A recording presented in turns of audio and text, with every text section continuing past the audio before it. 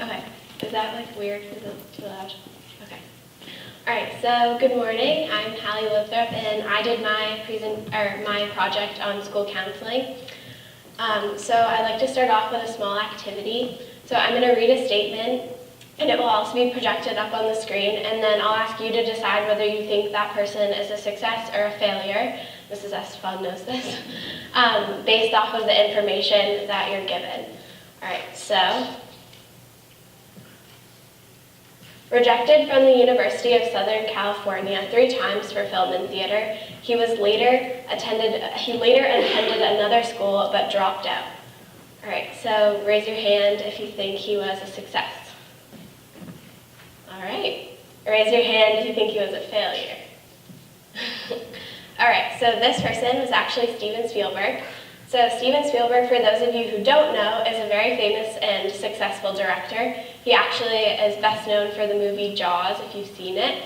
And he put his successful career on hold and went back to school later to get his bachelor's. All right, so this was an example of a lesson that I did in Mrs. Estefan's classroom. And while there are many more examples that was given out on the sheet to the students, it all focused on one main point, and that was that if we're given one piece of information, we cannot determine whether someone is a success or a failure. So I think that this lesson is a great example of how much school counseling has changed over the years.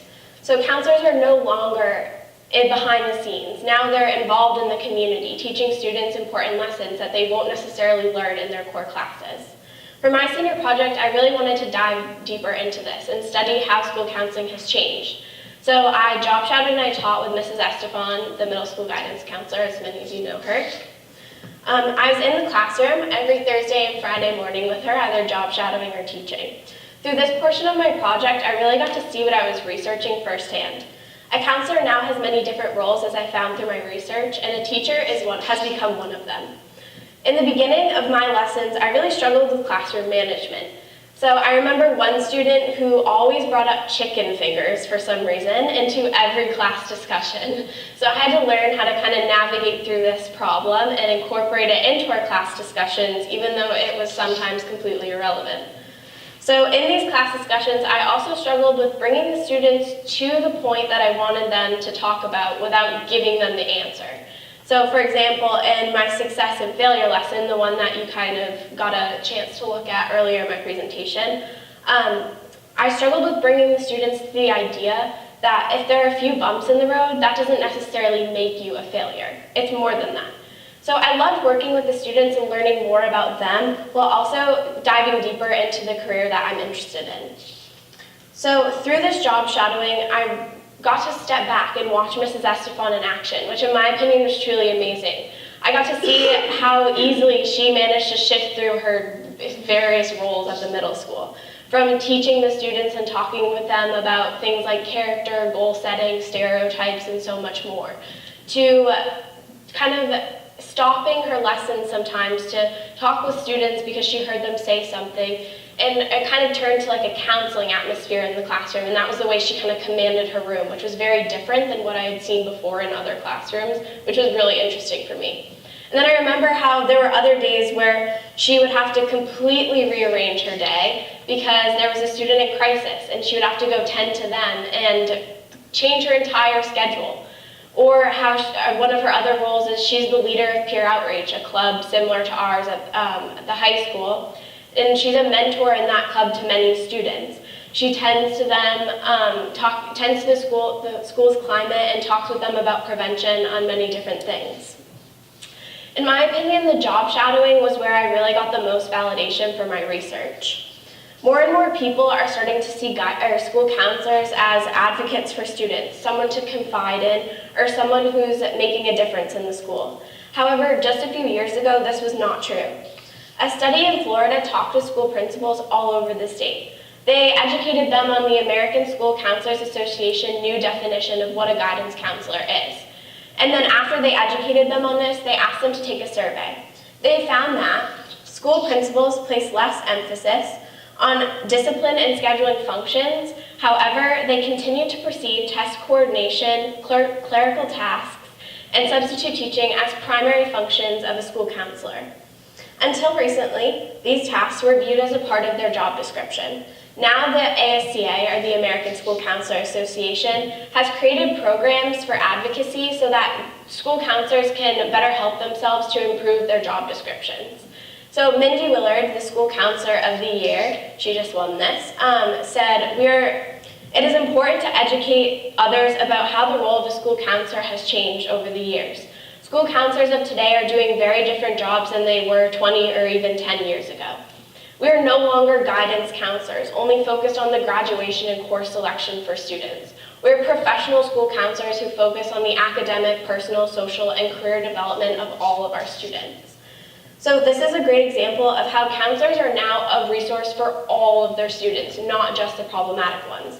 They're working with students in preventable programs like Peer Outreach's Red Ribbon Week, which raises awareness and talks with students about staying drug-free. Now counselors are using their degrees while they're also improving the school. Through my research and project work, I have not only learned more about this career, but I've learned a lot about myself. I have uncovered an excitement for this field. Counseling has always been an interest of mine since I lost my cousin to suicide in 8th grade. But now it's not just an interest, it's an excitement. I'm so excited to explore this career more in college. I want to help students through hard times, and I want to be there for them, just like I watched Mrs. Estefan be there for so many of her students. I know I relied on her in 8th grade, and I want to be that person for my students.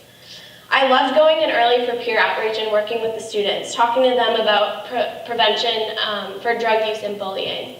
I learned that I love teaching students life skills like goal setting, character, and so much more. My favorite part of this project, though, was definitely watching the students mature over the 22 days I worked with them. Even though I was only with them for a short period of time, you could see the maturity in them already. For example, I remember one student who at the beginning of the rotation would say literally whatever came to his mind, even if it was completely inappropriate. And through like halfway point, I could see a shift in his behavior. He started to say it out loud, but then kind of realized it was inappropriate and say, oh, I should have filtered that. And then by the end of the rotation, it was amazing. He would, you could see how hard it was for him to not say it out loud, and he would go, oh, I'm not gonna say it, I'm not gonna say it. But that shift in behavior, watching that over just 22 days was amazing. And so while this student learned self-control, I learned a lot about this field and my excitement for it. Throughout my project, though, my favorite quote has still been from John Phillips. He says that today in most high schools, counselors are not only expected to advocate for their students, but they're tasked to police for drugs, keep records of dropouts, reduce teenage pregnancy, check traffic in the halls, smooth out tempers of irritated parents, give aid and comfort to both battered and neglected children, and school counselors are expected to do what our communities, our homes, and our churches have not been able to. And if they cannot, we condemn them for failing to fulfill our high-minded expectations. This quote shows how much counseling has changed over the years. School systems are expecting their counselors to do almost everything when this is practically impossible. But I do believe that this is a step in the right direction. There's still more that can be done, and I believe that someday this role will be more clearly defined, and everyone will hopefully understand it. This will only happen, though, if we all band together to advocate for this career. Thank you.